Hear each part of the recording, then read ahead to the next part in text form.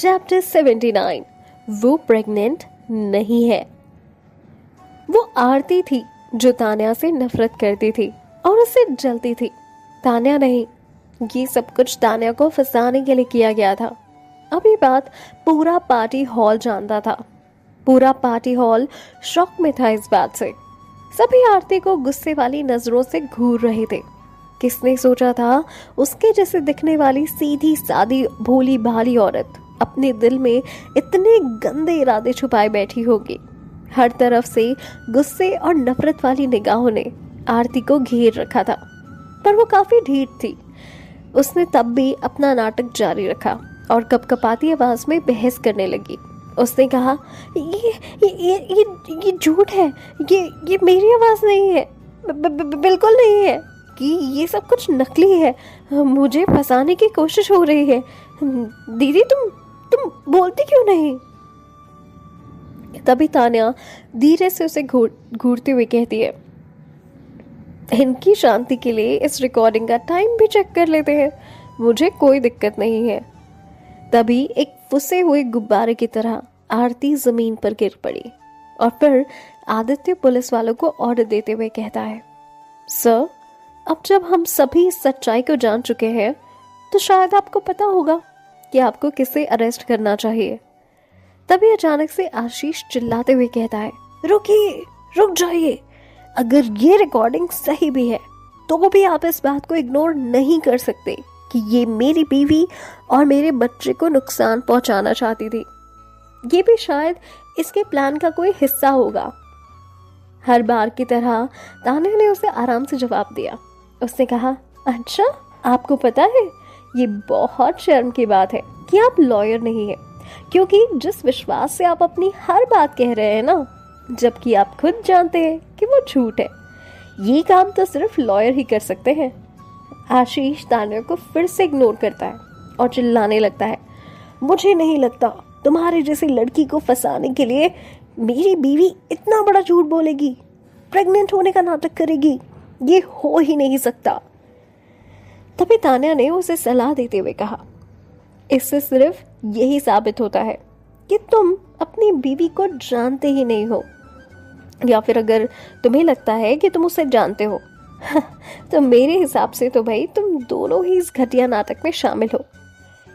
एक काम करते हैं ना, तुम डॉक्टर को क्यों नहीं बुला लेते, तब तो सच सामने आ ही जाएगा, है कि नहीं? आरती की आंखों में इस गलती का एहसास देखकर तान्या का शक यकीन में बदल चुका था कि वो प्रेग्नेंट नहीं थी।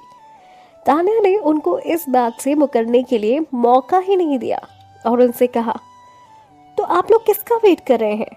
आरती, आशीष, अरे भाई, यही सही तरीका है जो आपने कहा उसे सही साबित करने का। तो चलो बुलाओ डॉक्टर को और करवाओ अपनी बीवी का चेकअप। और वैसे भी आपको इसी मौके का तो इंतजार था, तो फिर आप इतना हिचकिचा क्यों रहे हो? बुलाओ ना डॉक्टर को। आरती की आंखों में इतना गुस्सा नजर आ रहा था कि मानो तान्या को वो ऐसे घूर रही थी जैसे अब भी उसका खून कर देगी। उन्हें पूरा भरोसा था कि आज वो तान्या को बर्बाद कर देंगे। उन्हें इस बात की जरा भी उम्मीद नहीं थी कि तान्या उनसे एक कदम आगे निकलेगी। इस बार तान्या ने उन्हें पीछे छोड़ दिया था और उनका प्लान पूरी तरह से फ्लॉप हो चुका था। आशीष तान्या के सवालों के सामने अकेला पड़ चुका था। उसे समझ में नहीं आ रहा था कि वो क्या करे, पर उसे इतना तो जरूर पता था कि कुछ भी हो जाए, वो डॉक्टर को अपनी वाइफ के चेकअप के लिए बिल्कुल नहीं बुला सकता, क्योंकि वो भी सच जानता था कि आरती झूठ बोल रही है। आरती शुरू से ही कभी प्रेग्नेंट नहीं थी। उनका प्लान ये था कि वो लोग ये साबित कर देंगे कि तान्या की वजह से उसका मिसकैरेज हो गया और इस तरह से उनका ये गुनाह और उसे जानबूझकर नुकसान पहुंचाने का इरादा सबके सामने साबित हो जाएगा। पर उन्होंने तान्या को बहुत अंडरएस्टिमेट कर दिया था। उन्हें बिल्कुल भी उम्मीद नहीं थी कि वो अपने साथ कोई पेन रिकॉर्डर लेकर आएगी और उनका खेल इस तरह से उल्टा पड़ जाएगा। पर उन्हें ये नहीं पता था कि पेन रिकॉर्डर किसी कोइंसिडेंस से नहीं आया था।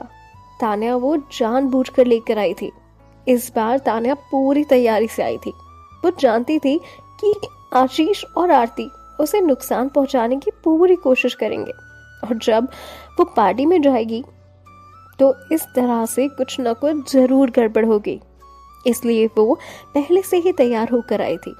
अगर वो दोनों शुरू में ही ऐसी कुछ हरकत ना करते तो वो पार्टी एकदम शांति से खत्म हो जाती और तान्या भी शांति से वहां से चली जाती। पर उनकी इस हरकत ने सारी की सारी पार्टी का मजा किरकिरा कर दिया। उसकी इस हरकत से उन्होंने खुद के लिए गड्ढा खोद लिया था। तान्या को पहले ही पता था कि वो उसे मारना चाहते हैं और अफसोस उसका अंदाजा गलत नहीं था। तभी अचानक एक लंबा सा हैंडसम आदमी सूट पहने अपनी भारी सी आवाज में कहता है, रुक जाइए, मैं एक डॉक्टर हूं, मुझे चेक करने दीजिए। आरती और आशीष के चेहरे की हवाइयां उड़ गई थी जैसे ही उन्होंने देखा कि वो आदमी कौन है। क्या ये देश का सबसे जाना माना सर्जन डॉक्टर कार्तिक नहीं था? डॉक्टर कार्तिक को अपने देश में और दुनिया भर में सभी लोग जानते थे क्योंकि वो काफी जीनियस डॉक्टर था जिसे हर तरह की दवाइयों और इलाज के बारे में डिटेल्ड आइडिया था। लेकिन वो स्पेसिफिकली सर्जरी करता था। वो एक जाना माना सर्जन था और सबसे इम्पोर्टेंट एक बहुत जाने माने परिवार को बिलोंग करता था।